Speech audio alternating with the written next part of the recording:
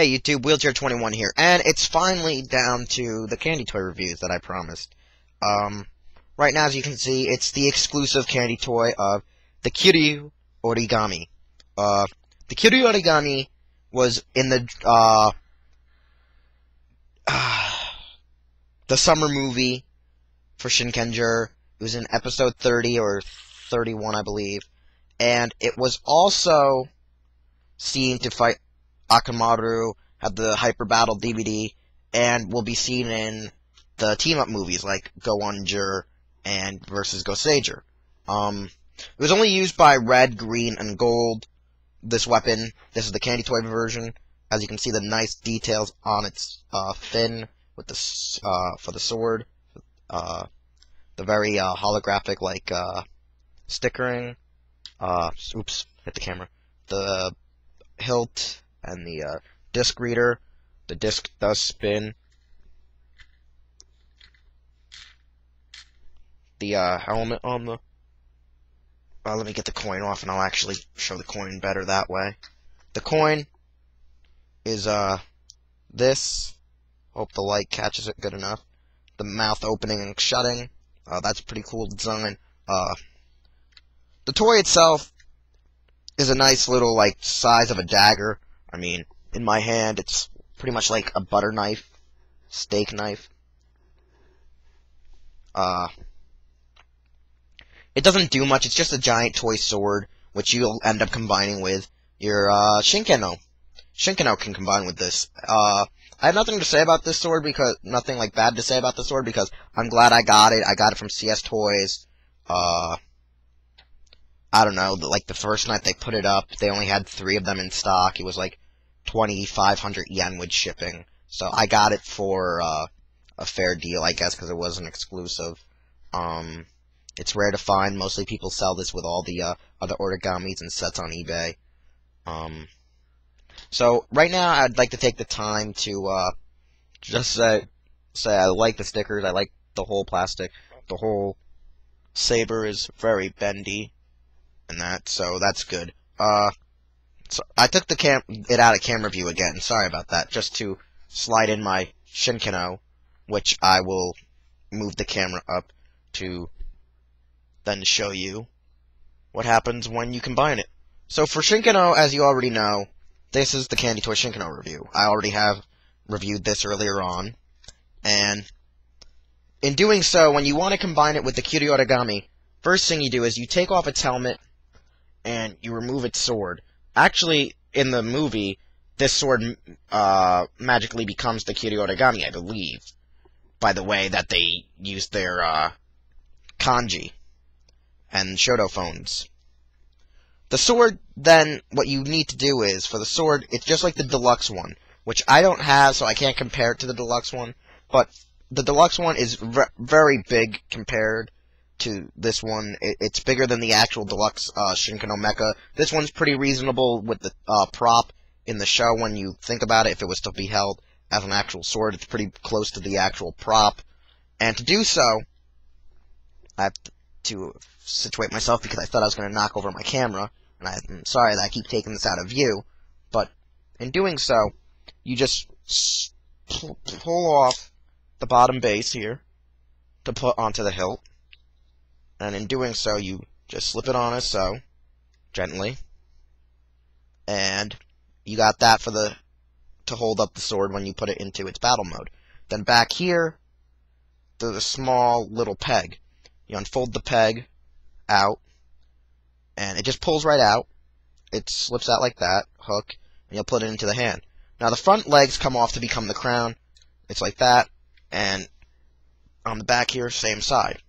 So let me just pull those off. It's easy to pull out, so, I mean, it's not that hard to do this review. I mean, it's a very simple toy. It's a simple combination, and once you do so, you just hook it in as so, and as you can see already, this is still big in its giant katana mode. I like to call this the Lance version when you use it as so, since it is supposed to be like the deluxe version, which doesn't fit in the toy's hand.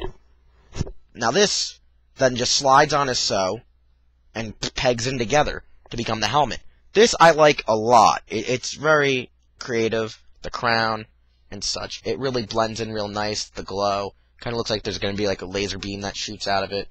I don't really like that the sword's so bulky and such. Looks like a giant lance and spear. I prefer it being more like the actual reverse blade katana that it is in the movie and in the show. So, there is actually a way to work around it. In doing so, you'll have to take it off Shinken-Oh. And once you do that, you do the reverse step of you put the peg down and you pull off this part, the back end of the feet. And the back end of the feet will just magically go away. Now, if you see, the katana end is made of two parts that goes over a little part for the disc reader, the little mirror part. I don't actually know the actual term that they would call this in the show, but I call it the disc reader. To do so, I already always make sure, so I can do this a little cheating way, to make sure that there's a gap and that it's not really sealed tight, as you can see right here. I make sure it's not pressed tightly together, so that I can just put my fingers in there, as so. I'm gonna try to get this in camera view, so I can show you all at your home or wherever you decide to watch this. That you just put your finger in there, and boom. You see, pops right out. Now, once you've done that, the hilt will actually fit into your Kuma or the actual turtle hand. So you'll actually get it to fit as so, getting it to be the reverse blade saber that we all know and love. But it becomes very top heavy in doing so. So you gotta lean Shinken-Oh back. And I know it looks like a giant wang how I have it positioned, but it brings the arm down as so. So you gotta be careful when playing with this, because it does really work on the joints. You have, like I said, it's very top heavy when using it in this mode.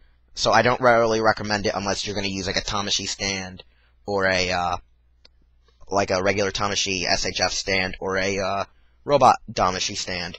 The sword, I mean, I love it. It's great with Shinken-Oh. I don't really combine it with Samurai How. I don't combine it with Daikaio because there's really no place to put the really neat helmet it has.